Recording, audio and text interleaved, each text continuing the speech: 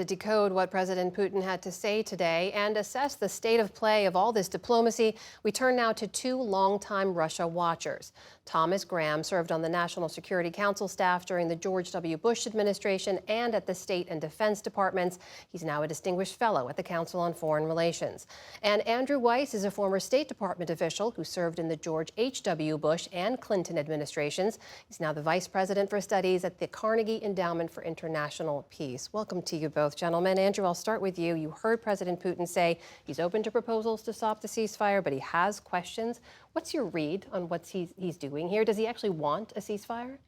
I think Vladimir Putin's going out of his way not to taunt the West. He's trying to look reasonable. He's trying to avoid irritating Donald Trump, who's obviously invested his own personal prestige in trying to bring about a ceasefire. But Vladimir Putin's in an uncomfortable position. He's essentially been wrong-footed by the diplomacy that we saw in Saudi Arabia earlier this week, and now he's the one who looks like he doesn't want peace. He's the one who wants to impose conditions on any ceasefire. Thomas Graham, what's your take on this? And we should note you were in Moscow recently, so how are you decoding what President Putin had to say? Well, I pretty much agree with what Andrew has just said. Putin feels under no pressure to bring this war to an early settlement. He has his demands. He thinks that he is winning on the battlefield. He sees the problems that Ukraine has. So he's prepared to drag these out with the discussions about his conditions. The only thing that gives him pause is that he does want to develop a broader relationship with the United States. So the question in his mind is how far can he push President Trump? How far can he resist an early settlement to this conflict and still maintain the possibility of a much broader working relationship with the United States? Andrew, what's your take on this? Does Putin want more of a reset, like we've heard from the Trump administration they want with Russia? Does Russia want the same with the U.S. in terms of relations? We don't know for sure what Vladimir Putin's thinking, and I'm not going to try to do any mind reading here, but we do know what the U.S. president is thinking, and he's been remarkably consistent going back to his first moments as a candidate in 2016. He has portrayed U.S.-Russia relations as an end in themselves. He thinks that getting along with Russia can be an end in itself.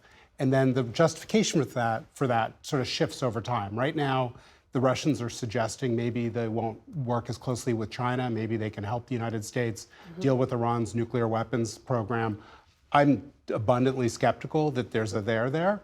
But the opportunities that the Russians are dangling in front of the new administration look captivating to the team that's in place. Thomas, what's your take on that, especially with a view towards China and how Russia is viewing that right now?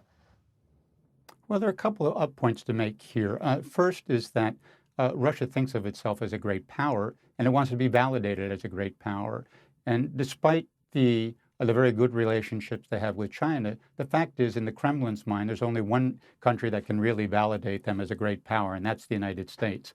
And talking to the United States is important in and of itself.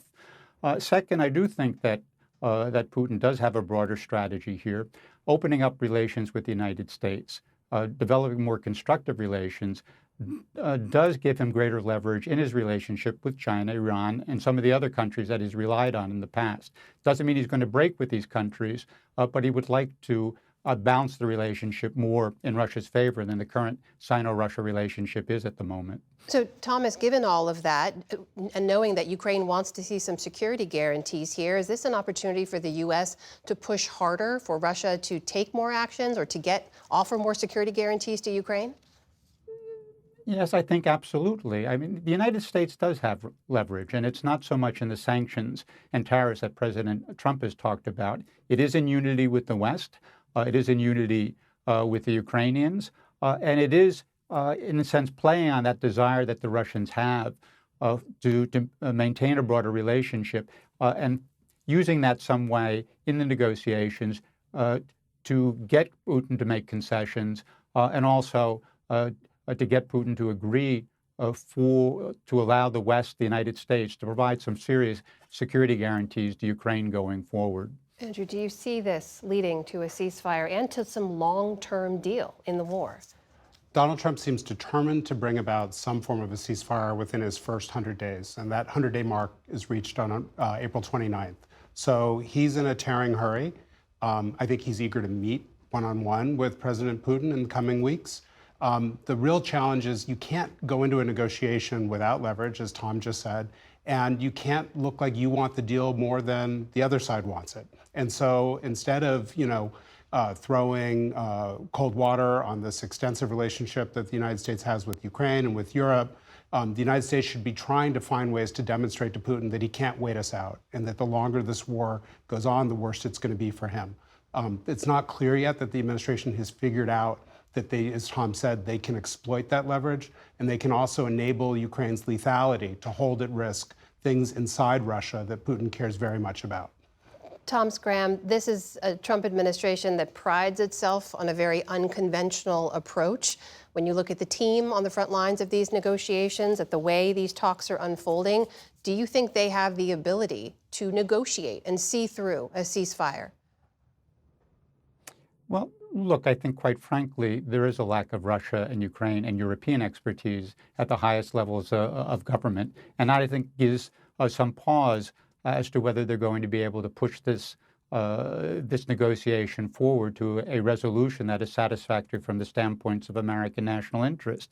I would note that when I was in Moscow, the Russians also expressed concern about the lack of expertise, that they weren't confident that the administration clearly understood what Russia's position was, and therefore were concerned that the President, Donald Trump, would come to some conclusions about what Putin was prepared to do or not prepared to do, and Putin pushing back against that could lead to a dust-up and then create a complication in this broader effort on the Russian part to build a much more constructive relationship with the United States. Andrew, you've got about 40 seconds left. Do you agree with that? I do. And I think that, in a normal period, we would see the Trump team wait to get their senior officials in place, to get people through the Senate confirmation process, to put an ambassador in Moscow, to conduct a policy review. And I think it's legitimate to say that the previous administration's position, which they handed off to the Trump people, did need to be reviewed.